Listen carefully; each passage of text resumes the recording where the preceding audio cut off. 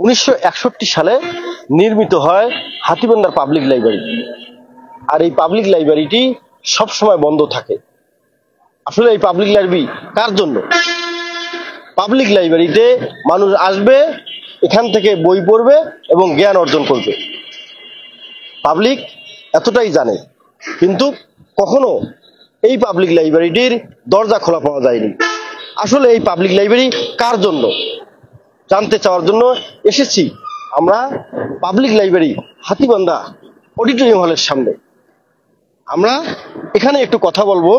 এই পাবলিক লাইব্রেরিতে বই পড়ার জন্য আসেন কিছু দর্শনার্থী।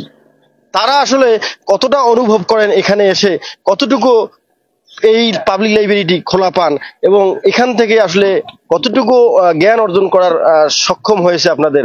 আপনারা কখনো এই পাবলিক লাইব্রেরিতে এসেছেন কিনা বা এখানে পাবলিক লাইব্রেরি খোলা পেয়েছিলেন কিনা একটু যদি জানান। জি, ধন্যবাদ আপনাকে। আসলে এই হাতীবান্ধা পাবলিক লাইব্রেরি, এটা আমি বেশ কয়েকদিন ধরে এখানে আসি, এই সাইনবোর্ড দেখি, তো আমার মনে হচ্ছে যে এটা খোলা হয় না। আমি এই বেশ কয়েকদিন থেকে আসি কিন্তু খোলা পাই না। আসলে পাবলিক লাইব্রেরি যে হাতীবান্ধা আছে বই পড়ার জন্য, পত্রিকা বা এখান থেকে মানুষ জ্ঞান অর্জন করবে, বিভিন্ন রকমের বই পুস্তক পড়ে জ্ঞান অর্জন করবে, কিন্তু সবসময় দেখি তালা লাগা। আমি বেশ কয়েকদিন ধরে আসছি যে এখানে কিছু বই পুস্তক পড়া যায় নাকি, আমার কিছু বই পুস্তক পড়বো, সংগ্রহ করব, যে এখানে কিছু বই পুস্তক, যেহেতু এটা আমি যতটুকু শুনি যে প্রতি থানায় একটা করে এরকম লাইব্রেরি আছে, কিন্তু আমি কোনোদিন আসি, প্রায় কয়েকদিন আসলাম কিন্তু একদিনও খোলা পাইনি। মানে এটা কোন সময় খোলে বা কোন সময় বন্ধ থাকে সে বিষয়েও আমরা জানি না, সবসময় তালা লাগা দেখি আর কি।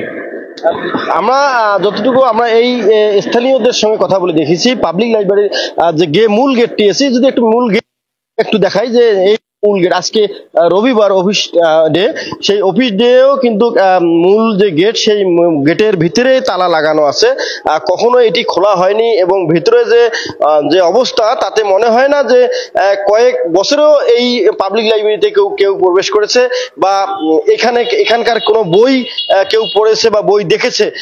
এইরকম আমরা যদি একজনের সঙ্গে একটু কথা বলবো, আসলে যে পাবলিক লাইব্রেরি এটি, এখানে মানুষ বই পড়ার জন্য আসার কথা, আসলে কি এখানে খোলা হয় কখনো? এটি দেখছেন কি? আপনারা তো এই এলাকায় থাকেন। ভাই, আমরা বেশ কিছুদিন ধরে দেখতেছি যে পাবলিক লাইব্রেরিতেই সবসময় গেটে তালা লাগায় শুধু, তাছাড়া জনগণও দেখি না। যারা দায়িত্বে আছে ওকেও চোখে পড়ে না কখনো। বেশ কিছুদিন ধরে এভাবেই দেখতেছি আর কি, আর এর বেশি কিছু আমি জানি না। এই পাবলিক লাইব্রেরির কি দায়িত্বে আছে কেউ এখানকার? এখানে দায়িত্বে একজনকে দেখছিলাম, কিন্তু এখন তো মনে করতেছি যে দায়িত্বে আছে কিনা এটা আমি সঠিক কথা বলতে পারতেছি না, কারণ যেহেতু এখানে যেহেতু তাকে বেশ কিছুদিন ধরে পাওয়া যাচ্ছে না, কিন্তু ওর ভেতরে কি আছে এবং লাইব্রেরিতে মানুষ শুনছি যে বই টই নিয়ে পড়বে, তারা জ্ঞান অর্জন করবে, কিন্তু আমি তো এ ধরনের কোনো সুযোগ দেখতেছি না। এই বিষয় নিয়ে এখন কি ব্যাপার স্যাপার সেটা আপনারাই ভালো বোঝেন।